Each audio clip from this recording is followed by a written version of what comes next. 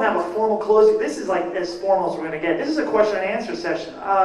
Many of you may have some questions that you want to ask us about how we came up with a list of guests, perhaps cost, if everyone's kind of curious about the cost of this thing, because a lot of people in their surveys are talking about, we'll get more guests, and I kind of had to laugh because I don't think people really quite realize the difficulties involved in that. If we want to get into details, you can ask some questions all over the place. Well, why don't you raise your hand if you have a question, and we'll once again do that thing, and I'll point at you, and you can just ask us. So, any questions? Over here. I was just wondering, how many of the exclusives were made, the figures about? The exact amount of complete exclusives we have are 550. For the figures? Yeah, for the figures. That was it. We actually gave them an estimate of 600, and we got a bunch of bummers. So there were only 550, and I thought that that was going to be way too much, and I was pleasantly surprised. A lot of people liked them, and that's really good. There are some left, of course, but not many, but some, but enough that sold to make me happy. Any other questions? Oh, no. Question? I just found that we were hitting this idea around Karl Hartman, the idea that it might be good to have it sort of stretched out, maybe 4 days or 5 days of convention. I almost had a heart attack for this one, guys. just to pace it up, to give you guys a little bit more space too, just to pace it a little bit. Personally, if I may venture an opinion, no. mainly because my personality prevents me from actually relaxing during stuff like this, because my ultimate aim is to make each and every one of you, I know it's an impossible thing, but I want everyone to be happy and get the full amount of money that they come here to get. I want everyone, when I was throwing this around Karl and Jon after last year's BotCon, we were driving home, and I just basically said, I want to rock on this stuff. Well, wait, didn't it start like the Saturday night of the show? Yeah, we were disenchanted last year. Just a little bit. Myself and my wife, well, Dawn actually flew out, but we actually drove the 10 hours there, and just sitting there and just looking at just things, and I just got thinking about what was offered, what wasn't offered. I mean, even just on any core level, I mean, even in past BotCons, in the sense of what was offered. And upon driving home, I love Stan Bush. I mean, he's, from high school and all that stuff. And when we were driving home, I'm like, I want to bring Stan Bush. And Vince DiCola wasn't even part of it at that point. Because I just really, actually, I had no idea how to get hold of anyone. The internet's a wonderful place, folks. And I was talking to Stan and his manager at the time, and we were wrapping around, and we started talking about Vince and the Music Squad. And yes, that was talked about in September. And eventually Vince called me, and it took about a month and a half, and Vince and I really hit it off quite well. And he started working really well with us and stuff, and we started forming the concert at that point. It underwent many changes. Originally, for those, how many people do we have from Rochester here? Anyone? All right, yeah, that's right, Vince. You go. It was originally going to be at the Jiva Theater, the concert, which is a play theater which held 500 to 600 people. It's got a balcony, and it's got like this big old stage and like curved seating. And we were going to get a full entourage of stuff, but like a full band. There was going to be no unplugged stuff. And just the way the costs went, they ebbed and flowed, then they kept flowing. And we had to do some damage control several times since January. We hope we didn't change. My important thing that I want to talk about is quality and detail. I'm hoping that you folks don't think that we chinched down on some details. We may have scaled back things, but I'm still hoping that what we did was high quality and what everyone wanted. We're fans first and foremost, and that's nothing bad against anyone else. It's just at our hearts, we want everyone to love this stuff as much as we do. I just wanted to say, all of you guys handled it really professionally. I mean, I even wrote on my thing, the entire convention was like a well-oiled machine. And as you said, we had to scale some things back, but throughout the year, I mean, from other conventions that I've gone to where they've said, well, we're going to have X, Y, and Z, and you don't find out that, well, none of it's there until you're through the door. I mean, you were very professional, polite.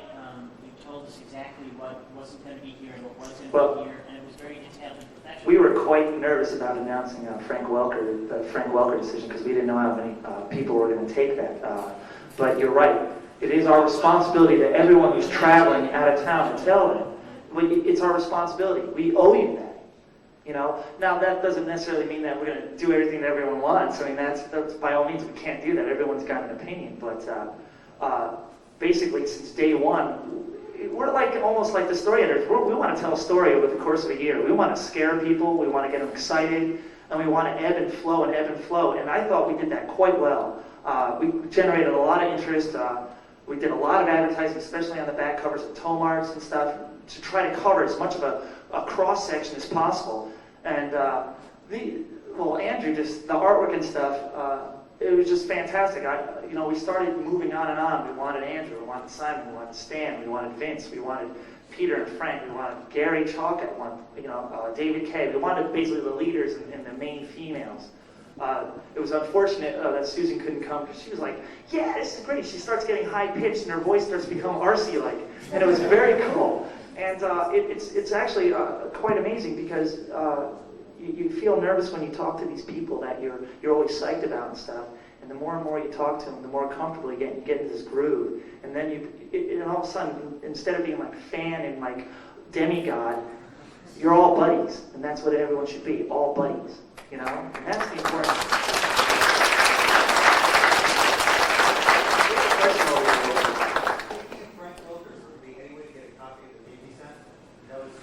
That's a good question, and that's a lot of questions. There are many legal problems with that. Let me tell you some things. I didn't expect that tape. We didn't expect that tape at all. In fact, we got it like a week before, and we played it, and it's pretty much understood that whenever someone actually does a voice track for you like that, it's mainly for the event and for the event only. Copying that and distributing that is a violation of the trust that they gave us in sending that. If they were aware prior that people were going to make copies, then the appropriate arrangements were made for that. And like I said, we didn't expect that, so we really can't do that.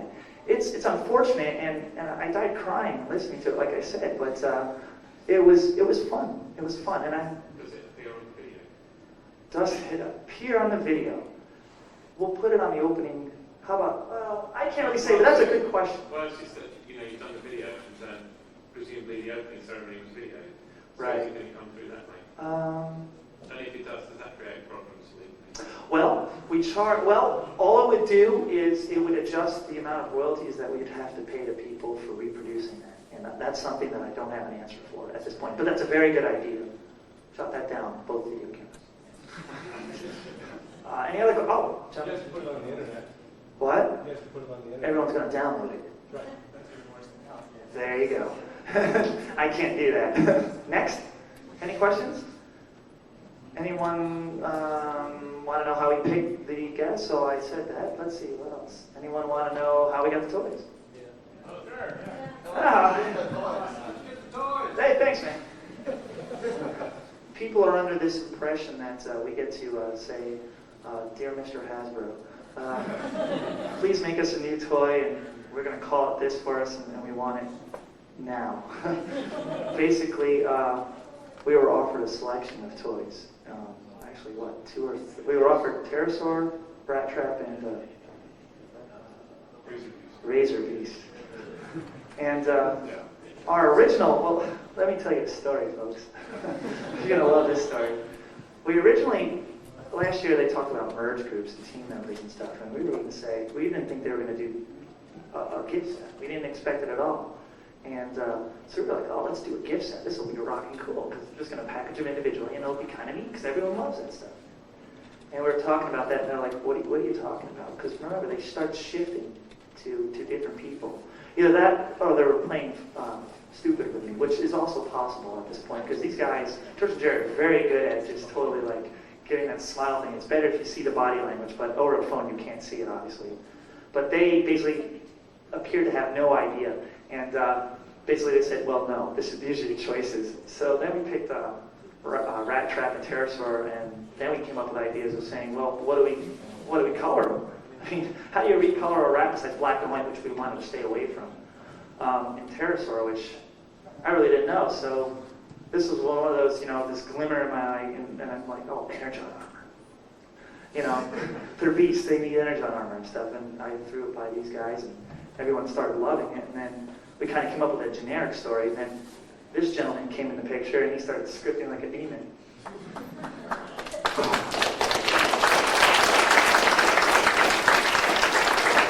And then the other demon came into play and started ripping it apart, which was really cool. He did a very good job at that comic. Very good job.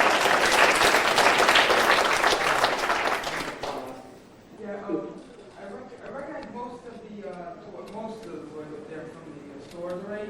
That are out. But as we sell them, like the one that like the Gray Force Frog and the Tap Dog, Yard Dog, those ones. When they will be out to the stores? As far as I know, It's like August, September. through September, Yeah. October. It's got to be before November because, like they said in their presentation, November is going to be the stuff of the stuff they show.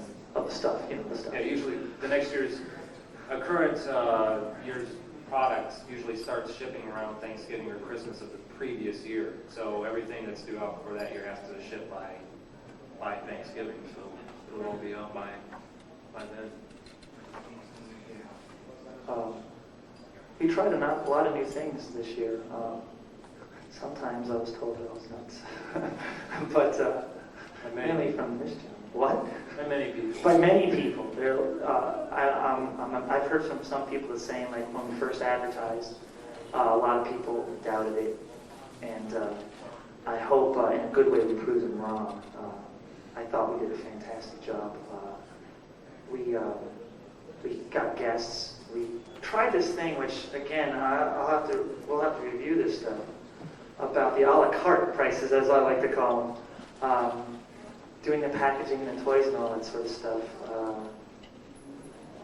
We want to made it so that when people came just to buy toys, that they wouldn't have to have this enormously large cost for all the product involved, and then not come to the show. So what we decided to do was keep the costs pseudo low, which we hoped was pseudo low, to cover the cost of all the guests, which we hoped were worth it. And then if you had that option, that choice, everyone's got a choice. Do you want to buy the toy or do you want to buy that Megatron? Do you want to buy the BotCon CD exclusive, or do you want to buy Soundwave? I mean, that's the choice that we wanted to give people. We didn't want to force people into having to buy the stuff. And I'm hoping that was received well, and if things ever come around this way again or whatever, we want to make sure that we're doing the right things at all times. I noticed because I was thinking tickets and selling cars all weekend, and some people do block prices for things, and I was wondering if you could do a little background on why things were priced. In detail? No. That disc that you held in your hands, folks, was a lot of money. We had to go into the recording studio and basically record the entire thing, and that's not cheap. We're talking numbers well over $30,000. But everyone needed that music score. Am I right? Am I right?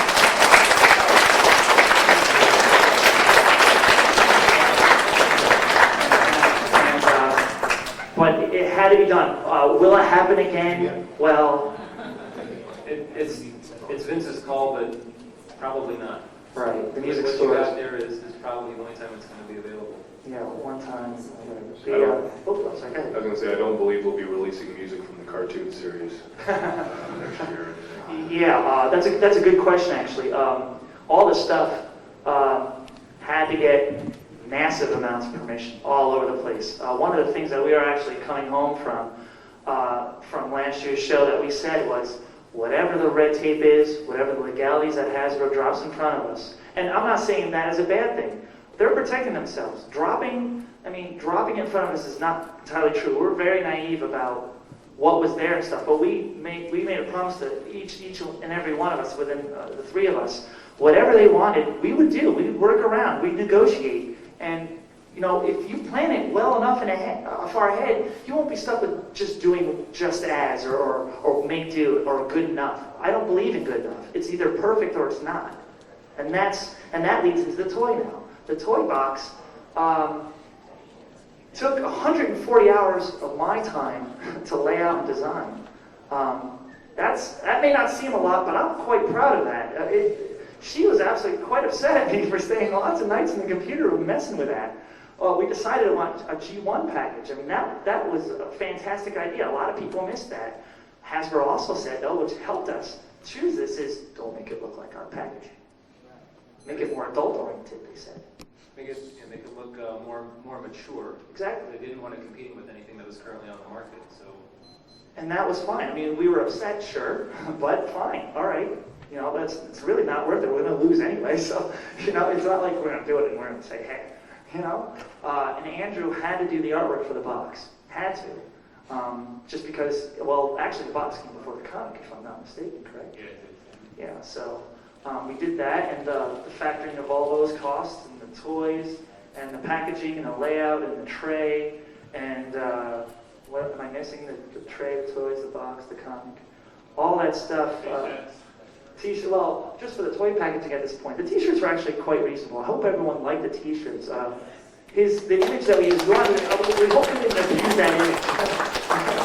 We wanted a very generic image with everyone loves Hot Rod or Rodman's holding the Matrix for some apparent reason. And we wanted all the leaders around that, and I really liked it. And it's the generic quality of that image that can work all over the place. So I hope people didn't get bored of it. Also, we wanted the battle scene on the back like they did in the old days. And we had some other things. We wanted to put a UPC symbol on it just for giggles. And I actually had done that up where if you would scan it, it would have come up BotCon 97. It was pretty No, take it off. It looks too good. Well, they said it's not for resale. Is it after this? We're like, no. They're like, take it off, which is fine. So that's where the cost of $40 came from. A lot of people actually also talked about, hey, I could have gotten $20 for the weekend, and you know, it's better off me walking in. Well, if you look at the $20 and the money that you would have to pay for full price, if you bought everything, now this is a very important point, if you bought everything, the price is probably better by $5 to $10. And I'm really not sure if that worked out too well, but well, thanks for working with us on that. You know, if it ever comes around again, we'll actually have to reconsider that sort of stuff. I would imagine, with the toy thing, it just seems to me, I mean, I don't collect the toys, but it just seems to me as though, although it probably seems expensive to some people, the stuff that I've seen in the dealer's room, to me, seems very, very expensive. And that stuff's going to be around year after year after year, because it's part of that collector's market. Next year, people are going to kill for those toys that appear this weekend, and they're not going to be able to get them. Right, because so you guys who bought those have got something that's just not going to happen again. Yeah, that's a good point. And the numbers again, it was all luck of the numbers. We were originally going to ask them to scale back to 300, and that would have taken a lot of people off, I think. And that would have been the opposite way. Any other questions here? How about the person in the back? Who colored the art for the shirt? Who colored the what? The art for the shirt. That artwork was silkscreened on by T-Shirt Express in town. They used Andrew's image. I overlaid the text on it, and he actually drew the Matrix, actually. And I did some funky, weird stuff where I made it blue and white. It's the back of the comic, that blue, that nice light blue. And they just silk screened it on. The back is 5 or 6 silk screens, including the white in the front is just without the white border, which I think looks really sharp on the black one. Gentlemen? I would hate to imagine the amount of headaches you went through running into legal barriers. No, well, headaches, define headaches. How many bottles of aspirin did you go through? How many what? Bottles of aspirin. I don't take aspirin. I go to bed, take a nap. No, we did have several areas where they asked us to revise something. I mean, some of it was pretty trivial, but if you count all of that stuff, there were several areas which they asked us, you can't do this or change this wording a little bit. But for the most part, once they started seeing the direction that we wanted to go, and they knew that we were staying within the rules, they became very accommodating. That's a good point, John. Hasbro was quite worried. We sent that proposal in, and like pretty much everyone, they're like, yeah, good luck. And it wasn't until January where we actually sent them a copy of the ad for the first Home Arts issue. that they ended up calling John and said, we got to talk. We got to talk now about legalities and stuff. They were not, they stood up and took notice, which was good because then we started developing. There was also a person, actually, now that I think of this, there was one person at Hasbro that no one mentioned. Her name is Jennifer Dowdle. She was she moved on. She was a marketing. She was the marketing manager, I believe, for Boys Toys, specifically Transformers. She was immensely helpful. I mean, my phone bill to her was just, well, actually nothing because it was an 800 number, but besides that, it was a long time on the phone. And at first, she was very standoffish and stuff, but the more and more we talked, the more and more we developed this stuff, she was getting more and more excited. And I think it was kind of weird because she's like, oh, Jerry and George, they're excited to come out there. She was originally going to come here, but she got switched to another job. And they were just like, yeah, this will be great. And within 5 minutes, Hasbro just basically said, damn. That's what they said. But they were very, very, very happy. And I'm not saying that we did everything to make them happy, although legality-wise, it helps. But ultimately, it was making everyone happy. Yes? Were there any other stars or Transformers or the Beast Wars that you actually want to get rid of again? That I wanted to get or won't? That you wanted to get, but you couldn't because they're busy? Well, actually, the Susan Blue was... Well, besides that, I mean, is that what you meant? I mean, besides Susan Blue and Gary Chalker and some other decision, I think everyone was accessible. If that's what you mean, we could have picked anyone we wanted. You know, what's that? And we could have picked everyone, but... We could have picked everyone, but then, you know, it's an $800 pre-registering pass, and you guys would have not come.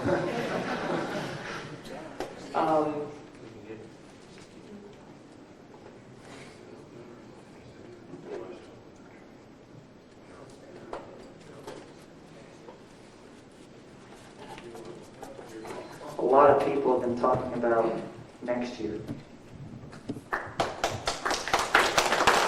It's not that explosive yet. Basically, it's Hasbro's call. It's they went to. Did they have representatives? I believe they had representatives at the other place, Incognito or something like that. They weren't officially invited, but basically we were told that they were going to look at both conventions, see what they both had to offer. This year only, they supported 2 conventions, and it kind of stressed them out a little bit because of all the Beast Wars product that they're doing. And we were basically told that they're going to pick one and stay with that one until whomever gives them reason not to continue with them. Yes? Is there a way that we can email Hasbro and thank them for their participation in BotCon? I would say you could send letters to John or myself, and we could just send them along then. They don't have the email address that we know of. Oh, I'm sorry. Is there any specific origin to Ground Zero, BotCon? Define origin. How it came about? Actually, that's a good question. We wanted a theme song that we could use at BotCons for forever if it kept going. And, well, how do you do that? Well, you can't talk about Beast Wars because, well, there are two situations. One, you can't say Transformers, Beast Wars, Autobots, Decepticons, etc., etc. Legality-wise, it just doesn't flow. And especially if they're going to revise everything. Lyrically, you can't write a song and then say, oh, robots, robotic. That's a big difference. So we said, okay, we want generic. Well, robots in disguise. You can't trademark that. Although we didn't say robots in disguise, we said fight in disguise. So you kind of see the play on words that we did. Second verse dealt with Hot Rod. The Matrix, unknown soldier fighting in the war, you know, used the power from those long before. Hot Rod's a dude. We wanted to put him in there. You know, we wanted to use all the old cliches from the movie, you know, no matter the cost, he'll all or one. That sort of thing. So we did that. Stan did a demo on that. And then we had asked Vince to actually do something. So Vince said, well, you know, I want to do an intro to this. So he sent me the intro, and he goes, Ground Zero. And we got Ground Zero because of the title that Simon called it, because we thought we wanted this big old loop. You know, everything had to be related to everything. And he's like, I called it Critical Mass. And I thought it was a brilliant, brilliant title. And that's how it came about. And I think it's very versatile. It can be used, you know, it's the very heroic hero theme type of thing. And it just keeps working and working. And one thing I want to mention about that, for any of you who have listened to the disc or heard it at the concert last night, you might have noticed that the opening chords of Critical Mass sound kind of like the Beast Wars TV theme, TV show theme. That was purely coincidental. Vince never heard anything from the cartoon, so He was dying when he found out. He's like, "Oh my God!" You know, that was actually pretty cool. So. Yeah, originally on the webpage for when you were advertising the dinner, you had a picture of Hot Rod and said, "I guess who's coming to dinner." Was that originally an exclusive to the main plan? No. That's actually a very good question too, which is a good lead in. No, that was a Andrew Wildman preview, because we hadn't announced it at that point. Actually, some people said Judd Nelson. It just kept going and going and going. A lot of people expect Hasbro to pull out old molds or something and say, "Hey, let's redo Hot Rod, let's redo Galvatron in different colors." It's probably not going to happen. They're very happy where they were. They're more happy where they are with Beast Wars. They want to support the current stuff so the kids and everyone else can really get excited about that current stuff. And it's some people don't want to accept it, but that's what we can do. That's all we can do. Asked Carlos earlier, but there weren't that many people here to hear the answer. Has Hasbro been asked at all about an exclusive that's not a recolor of a current toy that may be done by somebody else as an exclusive? Basically, it's something exclusive that it's not like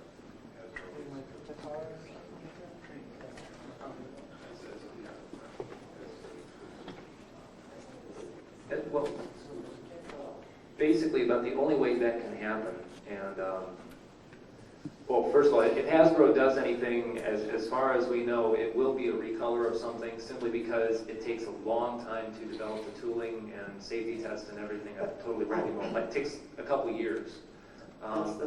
Actually, can I jump in real quick? One of the reasons why they offered those 3 toys for the recolors is because they had 2 setups going, and they could drop one for a couple hours to do hours while they almost churned out the product. Yeah, they had multiple sets of tooling, so it was available for setting up in different colors. About the only way that it's going to be possible to get something done outside of Hasbro is, and this was evidenced by the BotCon Japan exclusives, is if you go through Takara directly, which is what Fumihiko did. Hasbro doesn't have any control over that if it's done outside Ladies the and gentlemen, country. may I have your attention, please? The Main Street exit of the convention center has been closed. The Main Street exit has been closed. For those vendors who are returning to the 4 Points or the Hyatt, the Skyway system will remain open until 8 o'clock. For those vendors returning to the Hyatt or the 4 Points, the Skyway system will remain open until 8 p.m. Thank you. Okay. I'm just asking now if they've been asked that question, Hasbro, whether they would allow that to be From an us, you mean? exclusive by anybody. We haven't asked. We didn't. We knew least resistance is key for at least for me, and that's a lot of resistance that you're going to go up against. Even if they like the idea, it's not just like 2 or 3 people. They'd have to have a series of people approving that, and I just think that's biting off maybe a little more than someone could chew for, just for doing that. I mean, it's a good idea.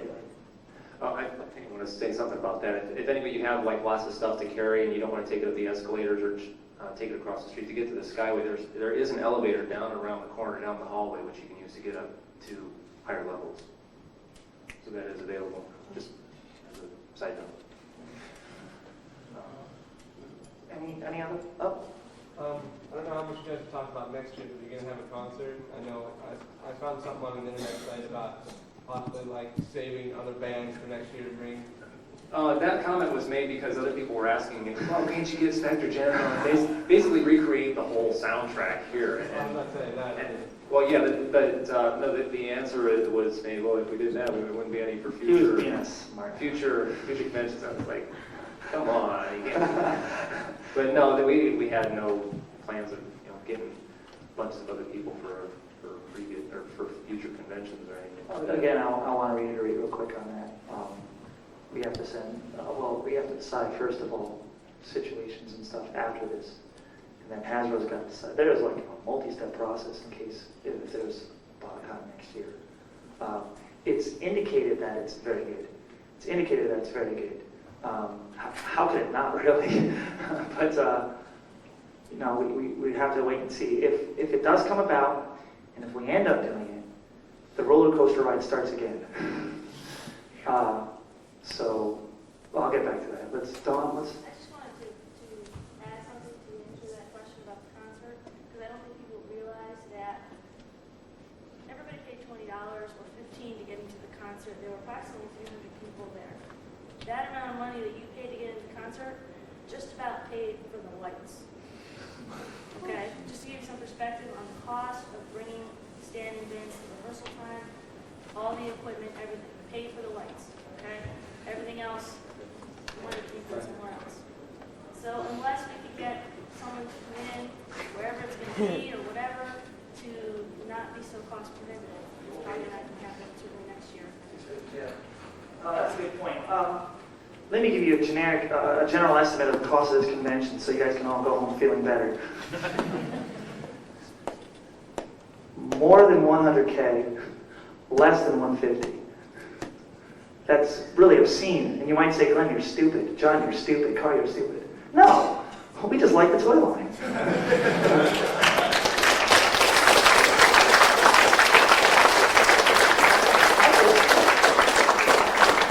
If it happens again, if BotCon 98 happens again, will it be the same? Will it be as large? Don't be disappointed. No, it won't. The loss on this is going to be reverberated for a while on us. But it doesn't mean it's going to be any less, you know what I mean, less quality-wise. You're going to get the same things. You're going to get quality. You're going to get fun. You're going to have activities. Nothing to the dealers and stuff, but when you're done buying toys, you have to have stuff to do. That's what a convention is, not a toy show. It's a difference. And I think we did something good here. Will we have constants? Yeah. I'd like to bring these two fellas back again.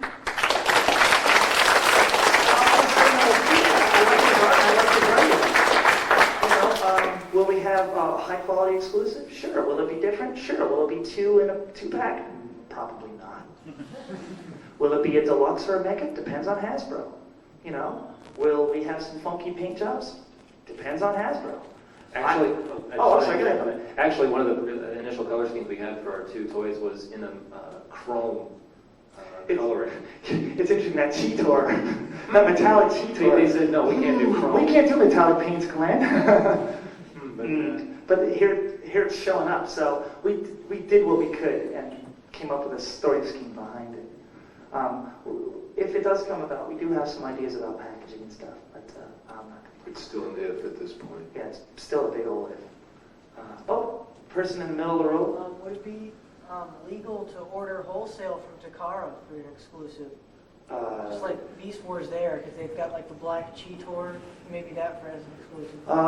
That's a possibility. Well, the thing is, I think, we haven't asked them about that, but I think what would happen is if it's intended for American use, it has to go through Hasbro, because they're the licensors. They have total control over. Yeah, they may not. America. They may not like just taking one of the. That's another thing that question came up. They don't like the idea of us pulling out a normal Rat Trap and putting it in a funky new packaging, calling it Rat Trap and reselling it. They're not going to let that happen. So it's something similar to that. If you take, you mentioned this black Cheetor or something, right? Yeah. We wouldn't be able to package an American black Cheetor. I'm like 98% sure that they would say no. Based on my conversations and the opinions that I've gotten. Hasbro and Car and all the companies talking about it should be proud that you guys do a convention every year, and it should give you all like no problem kind of scenario. And I don't see why there's so much problem with these companies. Well, a good chunk of that, of any perceived problems, is that they basically want to cover their own butts with what we do because we're presenting their stuff. And they want to make sure that we do it in a way that's not going to harm us or them. And a lot of it is just legal stuff, which has to be done anyway. So you just work with what you're given, and if it comes out the best, or comes out as good as you can get, then that's what you get. I think that made sense. I'm tired. He's tired. Tell him over here. I realize the money and paperwork involved might compare to this happening, but have you ever thought about trying to get some of the Generation 1 cartoon writers to again? I never thought, not me personally, never thought about No, it. we hadn't thought about that. I know they basically listed them all on the beginnings of the credits. Since some of those are older episodes, it might be more difficult to get some of them since they're not being currently used. But that would be a possibility. Are you guys thinking of making using an old mold to make a Unicron exclusive for like next year or something? No. No, resounding no. As far as we can tell, Unicron in the form that everybody wants him in the movie is just not going to happen. No, like a small version. Or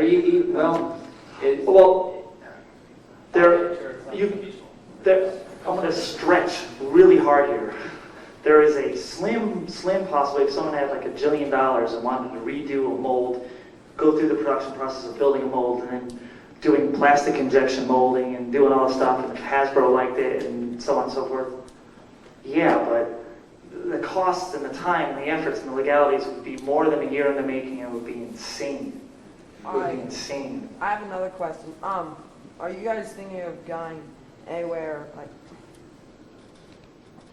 other than USA, like Australia or England? They own the rights, so it's their call. But part of it also is Hasbro, because There's two, and there's also a third organizer. So. well, yeah, you have to have some. I mean, it's not physically possible for us to organize a convention in Australia. I mean, Tanya could do it, maybe, but one of the reasons why there was one in Japan this year was because Fumihiko had asked us about it, and based on my previous experience with him, I knew that he could carry through with the stuff, and he had resources available to back it up, and he had good ideas. Also, he had Takara to work with him. Hasbro, basically anywhere in America, Europe, or Australia, owns all of that. And if you go through one, they might not be willing to let you do a convention in another country that's under their control as well. Basically, if it's Hasbro or Hasbro UK or Hasbro Australia, it's all still Hasbro. So that would be up to them to decide. Well, we're going to wrap this up. Oh, one last question, and then we'll have to wrap this up. Did you two enjoy this? Absolutely, yeah. The thing that amazed me was that, I mean, you guys are like just deeply into all this, deeply into Transformers, and have been for a long time. For myself and Simon, this is something that we haven't really touched for a number of years. I never thought that Transformers would come back and haunt me like this, but it's been fantastic, absolutely fantastic. All thanks to these guys.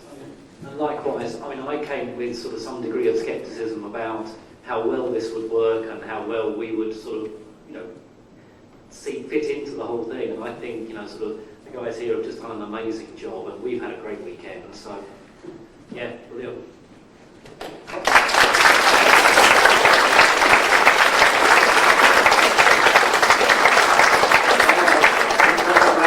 hope everyone enjoyed their weekend, and I hope everyone filled out their questionnaires and surveys and stuff.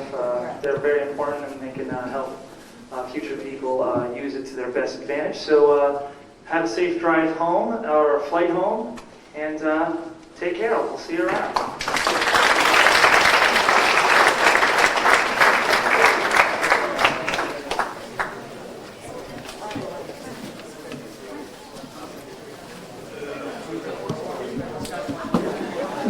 Yeah, that's the end of it.